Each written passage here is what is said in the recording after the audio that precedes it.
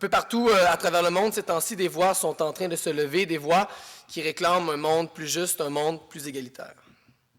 Et ce n'est pas surprenant, dans les dernières années, la vague néolibérale est devenue un tsunami. Partout à travers le monde, les gouvernements, encouragés par les grandes organisations économiques internationales, s'attaquent à tout ce qui peut ressembler de près ou de loin à un service public.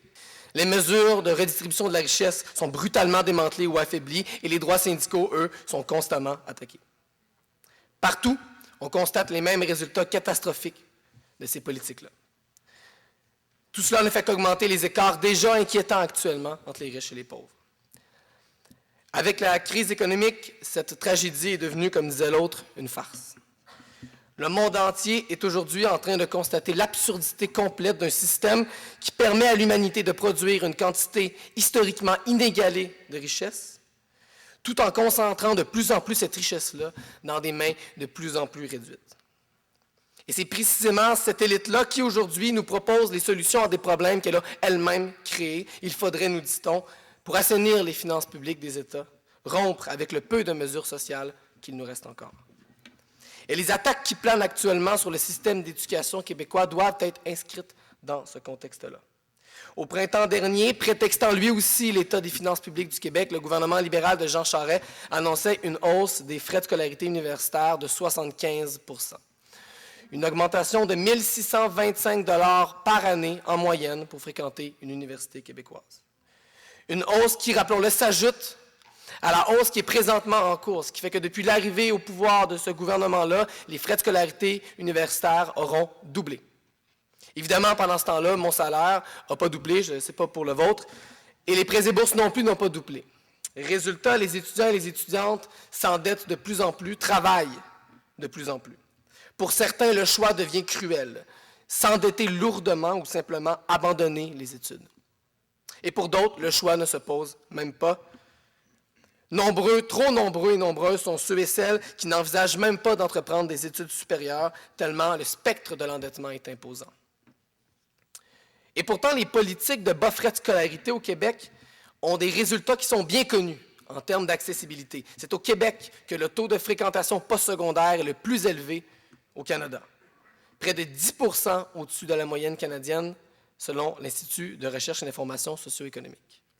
10 %, c'est 85 000 personnes qui, au Québec, ont accès à l'éducation supérieure de plus que dans le reste du Canada. Et ces gains-là, on les a eus au Québec, pas par la gentillesse de nos gouvernements, mais parce que les mouvements sociaux, le mouvement étudiant en premier temps, évidemment, se sont mobilisés pour conserver ces acquis-là. Mais ce que la hausse des frais de scolarité met en péril, c'est bien plus que le portefeuille des étudiants et des étudiantes actuels. On le sait, on l'a répété souvent, mais certains et certaines semblent trop souvent l'oublier, l'accessibilité aux études supérieures est un facteur déterminant pour toute société. Le Québec n'est réellement entré dans la modernité que lorsqu'il s'est donné à lui-même des institutions d'enseignement supérieur publiques et accessibles sur l'ensemble de son territoire et pour l'ensemble de sa population. Ce que les libéraux nous proposent aujourd'hui, c'est plus qu'un appauvrissement des étudiants et des étudiantes, c'est un retour général en arrière, c'est un immense bond en arrière, c'est un retour à l'époque où seulement les fils de médecins pouvaient devenir médecins, un retour à l'époque où seulement les fils d'ouvriers, en fait les fils d'ouvriers étaient condamnés à rester pour leur vie fils d'ouvriers. Et pourtant, au moment où on se parle, plus de la moitié des universitaires au Québec sont de première génération, plus de la moitié des gens qui fréquentent les universités sont les premiers ou les premières de leur famille à y aller. On commence à peine à ouvrir les portes de nos universités que déjà l'élite politique et économique du Québec tente de les refermer. Et ce projet-là s'oppose radicalement au projet que portent les étudiants et étudiantes regroupés au sein de l'AC. Pour nous, les universités ne doivent pas devenir de moins en moins accessibles, mais bel et bien de plus en plus accessibles. Il ne faut pas augmenter les frais de scolarité, il faut dans un premier temps, évidemment, cesser de les augmenter, mais rapidement se diriger vers leur abolition, vers la gratuité scolaire intégrale. Pour nous, l'éducation du primaire à l'université est un droit fondamental, un droit qu'aucune barrière économique ne devrait venir bloquer. Tout le monde, peu importe son salaire, peu importe celui de ses parents, devrait pouvoir étudier dans le domaine de son choix. Et la hausse des frais de scolarité vient précisément bafouer ce droit-là. Cette hausse des frais de scolarité-là, au-delà des chiffres, ça représente des milliers de personnes qui devront renoncer à leur projet de vie, ça représente des milliers de rêves qui vont être brisés.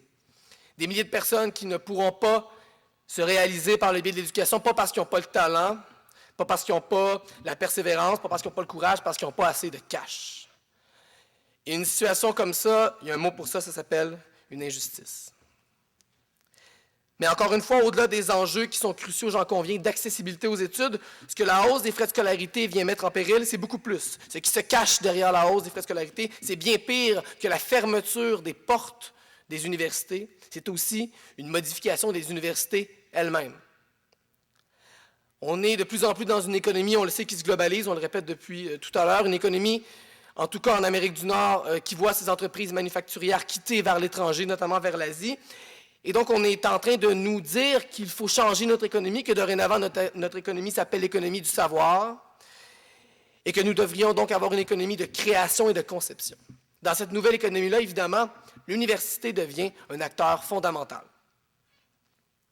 L'éducation, tout comme la santé et l'environnement, ne deviendraient donc qu'une matière première dont il faudrait tirer un maximum de profit. Il faudrait maintenant faire de l'argent avec les idées. Et donc, c'est la finalité et la nature de l'éducation elle-même qui est en train de changer profondément à travers le monde. La mission institutionnelle, historique, de réflexion collective et de constitution ainsi que de transmission d'une culture commune qui habitent les universités depuis leur fondation au Moyen Âge, s'effacent progressivement au profit d'une toute nouvelle finalité. L'université puis l'éducation de manière générale n'est dorénavant évaluée qu'à travers le prisme de l'économie. La priorité est donnée non pas à l'éducation des citoyens et des citoyennes, mais bel et bien à la production efficace de connaissances rapidement rentabilisables. Les universités qui étaient considérées par le passé comme des lieux de réflexion collective, comme des lieux de constitution d'un savoir commun, sont en train de devenir tranquillement, en fait, de vulgaires laboratoires, de vulgaires départements de recherche et développement qu'on livre aux universités afin de stimuler un développement économique qui, on le sait, profite toujours aux mêmes personnes puis détruit notre planète. Et c'est uniquement lorsque la connaissance est vue comme une marchandise qu'on peut lui accoler un prix. C'est lorsque le savoir est compris comme un bien de consommation que l'apprentissage peut être présenté aux étudiants et aux étudiantes, eux et elles-mêmes, comme un investissement. Et c'est avant tout pour accorder, pour accorder le financement des universités à leur nouvelle mission économique que l'élite mondiale propose partout à travers le monde une hausse des frais de scolarité universitaire. La hausse des frais de scolarité et la privatisation de l'éducation sont deux côtés d'une même médaille. Ce que nous avons devant nous est donc un projet doublement monstrueux. On nous propose non seulement un système d'éducation de plus en plus réservé aux riches, mais on nous propose aussi en même temps un système d'éducation dont la seule finalité devient d'être le catalyseur d'une croissance économique, dont on connaît les effets dévastateurs en termes écologiques et un développement, on le sait, on le dit depuis tantôt, qui profite toujours à la même minorité. Vers où cela peut-il nous mener dans une seule direction, en fait, vers une société inégalitaire, ignorante, une société vulgaire? Que restera-t-il du Québec, du Canada, du monde, lorsque ces institutions d'enseignement supérieur seront devenues de simples machines à produire des brevets, de simples machines à produire une main-d'œuvre pour l'industrie de pointe? La démocratie elle-même est fondée sur l'existence de lieux de discussion libres, sur l'existence d'institutions collectives accessibles qui permettent à la société de se questionner sur elle-même. Et en fermant nos universités à la majorité de la population, en transformant nos universités en machines à brevets, c'est aussi à cela qu'on s'attaque, à la démocratie. À cette possibilité-là qu'on avait et que permettait aussi le système d'éducation, de penser collectivement notre monde, de penser collectivement le devenir de notre monde dans des conditions saines, dans des conditions libres. Et devant cette attaque sans précédent-là, une résistance tout aussi historique est en train de se mettre en branle précisément au moment où on se parle au Québec.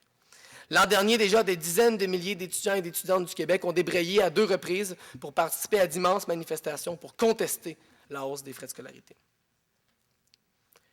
Pourtant, malgré des manifestations, des pétitions, des occupations, des consultations, des études, toutes sortes de choses, le gouvernement libéral de Jean Charest refuse toujours de reculer. Devant cette arrogance, nous avons décidé de prendre les grands moyens et de nous diriger vers une mobilisation d'ampleur. L'AC se dirige présentement vers une grève étudiante générale illimitée. Pas par plaisir, mais par nécessité historique. Il s'agit du seul moyen qui a historiquement permis au mouvement étudiant de faire reculer le gouvernement québécois. La grande grève de 2005 en est le dernier exemple. Nous allons refuser de laisser passer cette hausse des frais de scolarité-là. Trop, c'est trop.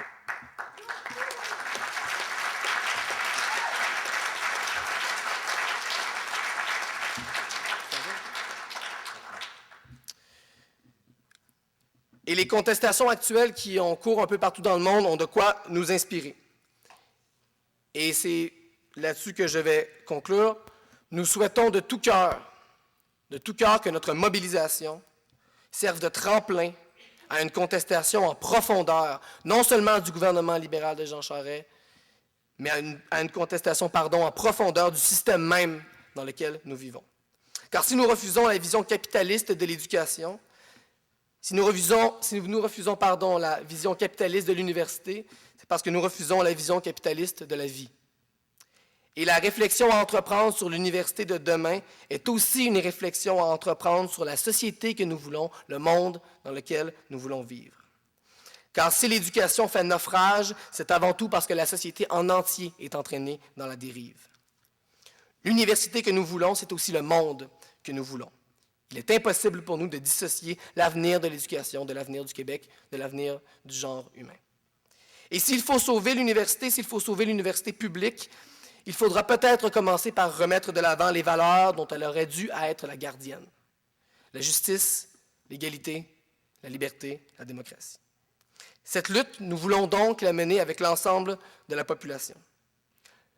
Car, ne l'oublions pas, les gens qui veulent augmenter les frais de scolarité, les gens qui veulent couper dans les services publics, les gens qui veulent privatiser la santé, les gens qui veulent réduire, voire abolir les réglementations gouvernementales en matière d'environnement, les gens qui méprisent les droits des femmes, les droits autochtones, les droits de toutes les minorités, les gens qui travaillent d'arrache-pied depuis des décennies à brimer le droit des travailleurs et des travailleuses de s'associer, tous ces gens-là sont les mêmes.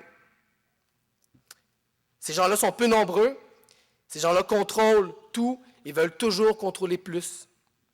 Ces gens-là ont des intérêts communs, ces gens-là ont un projet politique commun. Il fut un temps au Québec, au Canada, il n'y a pas de si longtemps de ça, qu'une minorité comme ça, qui contrôle les institutions politiques et économiques d'un pays, qui partage des intérêts communs, il n'y a pas si longtemps, on appelait ça une classe. Et il faut arrêter d'avoir peur des mots, il faut nommer ces gens-là par leur nom. Ces gens-là, c'est la classe dominante, ces gens-là, c'est la bourgeoisie. La lutte contre la hausse des frais de scolarité, la lutte des indignés à travers le monde doit être nommée par son nom. Il s'agit d'une lutte de classe. Une lutte de la majorité possédante, une lutte de la minorité possédante contre la majorité possédante, contre la majorité qui ne possède rien, évidemment, et vice-versa. Une minorité gloutonne et vulgaire, une minorité qui ne voit la vie que comme une occasion d'affaires, un arbre que comme une matière première et un enfant que comme un futur employé. Le 10 novembre prochain, à Montréal, nous serons des milliers, je l'espère des dizaines de milliers à être dans les rues de Montréal.